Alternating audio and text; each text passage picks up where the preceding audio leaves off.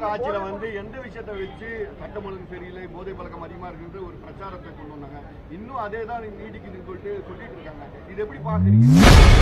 தவிகவுடன் திமுகவை ஒப்பிட்டு செய்தியாளர் எழுப்பிய கேள்விக்கு விசிக தலைவர் திருமாவளவன் பதிலடி கொடுத்துள்ளார். திமுக ஆட்சியில எந்த விஷயத்தை வச்சு சட்டம் ஒழுங்கு சரியில்லை, போதை பழக்கம் அதிகமா இருக்குன்ற ஒரு பிரச்சாரத்தை கொண்டு வந்தாங்க.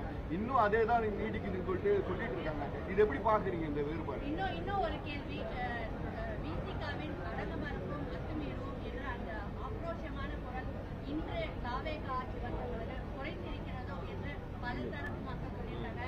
திருமாவின் குரல் எப்படி இருக்கு? நாங்களாகத்தான் இருக்கிறோம். எங்கள் வீரியம் எங்கேயும் நீர்த்து போகவில்லை. திட்டமிட்டு சிலர் அப்படி எங்களுக்கு எதிராக ஒரு உளவியல் சிக்கலை உருவாக்குவதற்காக பரப்புகிறார்கள். இது வெறும் அவதூறு, அவ்வளவுதானே தவிர எந்த இடத்தில் எப்படி எங்கள் குரலை உயர்த்த வேண்டுமோ அப்படி நாங்கள் உயர்த்தி கொண்டுதான் இருக்கிறோம்.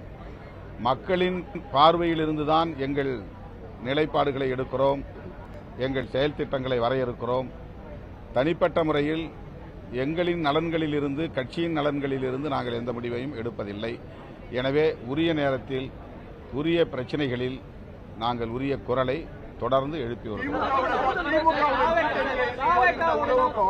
தமிழக வெற்றி கழகத்துடன் இப்ப கூட்டணி இருக்கிற உறவுக்கும் எப்படி சார் பாக்குறீங்க? எளிமையா இருக்கா? எப்படி பாக்குறீங்க? இந்த ஒப்பீடு தேவையில்லாதது. தாவேகாவோடு நாங்கள் கைகோர்த்திருக்கிறோம். தாவேகா ஆட்சி அமைப்பதற்கு எங்கள் ஆதரவை நாங்கள் வழங்கினோம். அந்த அடிப்படையில் எங்களையும் அமைச்சரவையில், கூட்டணி அமைச்சரவையில் இணைத்துக் கொண்டிருக்கிறார்கள்.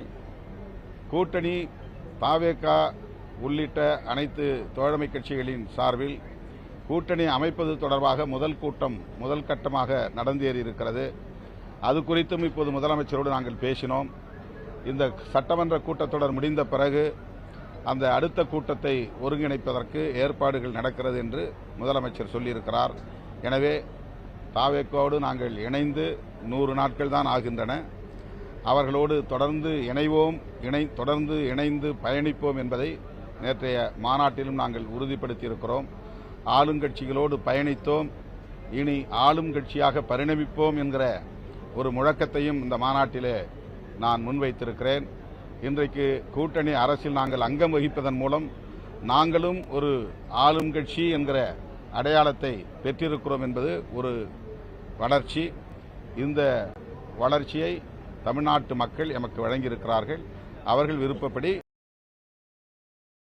செய்திகளை உள்ளது உள்ளபடி தெரிந்து கொள்ள ரெஃப்ளெக்ட் நியூஸை சப்ஸ்கிரைப் பண்ணுங்க.